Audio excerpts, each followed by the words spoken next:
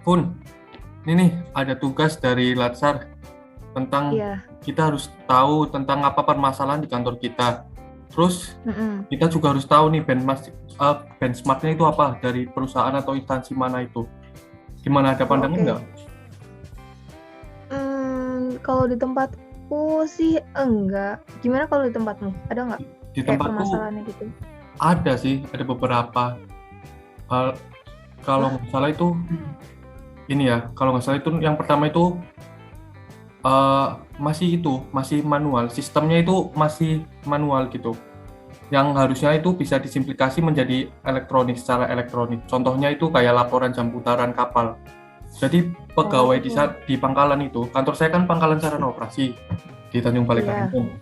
Nah itu awak kapal atau ABK-nya itu masih mengisi laporan jam putaran itu secara manual. Jadi mereka itu harus bolak-balik dari kapal ngisi terus ke kantor lagi.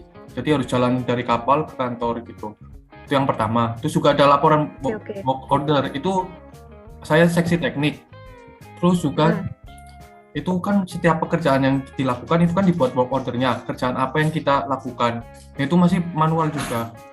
Itu masih ditulis secara manual, masih bolak-balik juga dari yang bengkel itu, misalnya bengkel dock, bengkel mesin, itu ke atas ke kantor untuk nyerahin apa yang dikerjakan gitu. Terus penginputannya juga masih manual, semuanya itu masih manual. Terus yang kedua itu ada nih yang di seksiku itu di bengkel-bengkel. Di bengkel contohnya itu di bengkel las. Di bengkel las itu eh, sarananya itu masih kurang. Contohnya komputer.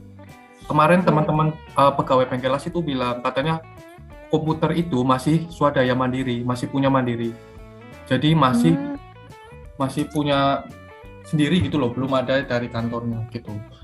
Gimana menurutmu? itu Ada bisa nggak? sih dimasukin.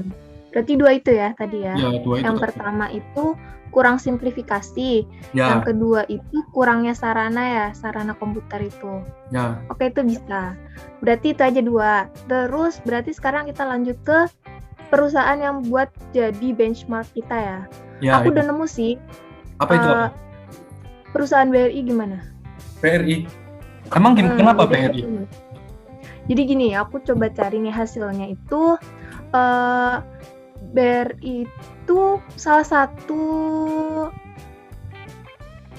dia punya banyak penghargaan nih. Penghargaan salah satunya itu dia dapat Innovative Company for Embracing Startup Collaboration for Digital Ecosystem dari Digital Innovation Award 2020 nih, berarti baru-baru ini kan. Ya, Terus BRI juga masuk ke daftar top 1000 World Banks dan ranking 1 di Indonesia menurut rilisannya The Banker.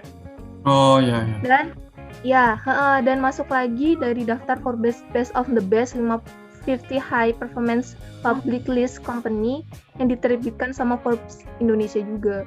Kan jadi kalau seandainya dari penghargaan-penghargaan itu kan kita bisa masuk, berarti standar mereka udah bagus ya.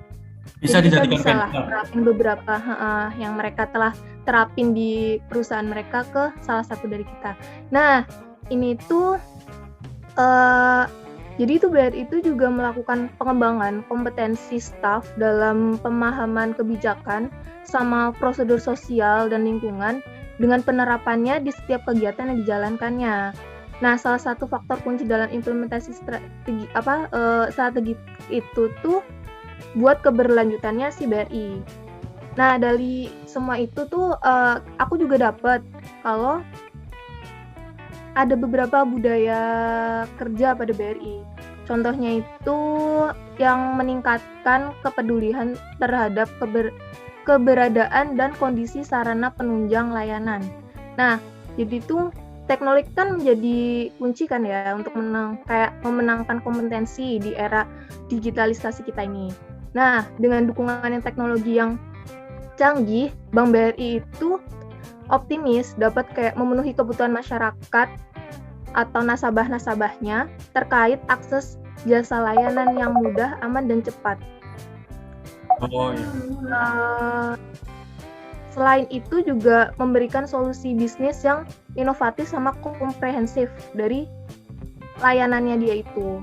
Nah, yang kedua Berarti itu bergantung banget sama teknologi ya yang itu. iya. Nah, yang kedua itu dia mengembangkan kayak kompetensi untuk mendukung tentuan organisasi dan persaingan gitu loh.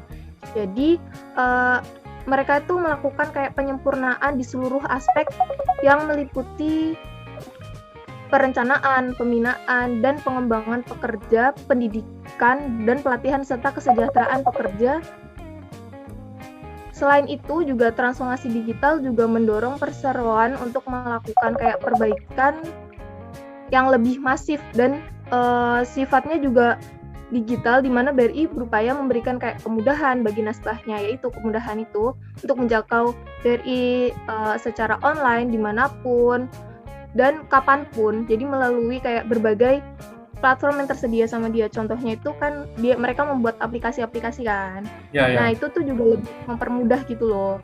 Nah terus sama kecepatan ketepatan itu tuh menjadi titik utama yang dijaga konsistensinya sama BRI.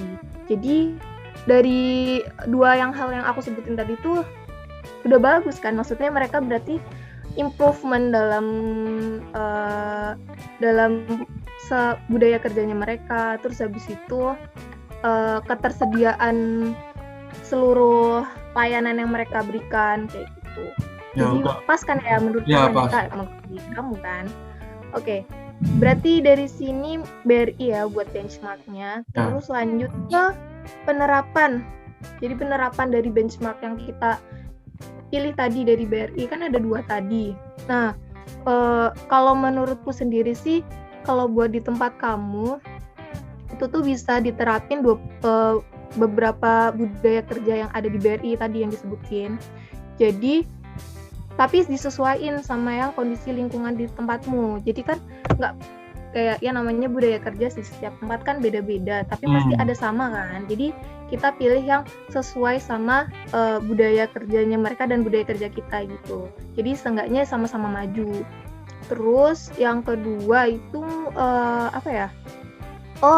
Ini lakuin penyempurnaan terus di dalam pekerjaannya, kayak perencanaannya, terus pembinaannya, pengembangan pekerjaannya, terus pendidikan, terutama yang di bagian kesejahteraan pekerja. Itu kalau kesejahteraan pekerja sendiri kan kayak seluruh komputer ataupun kayak alat-alat yang ada di kantor itu disediakan kan.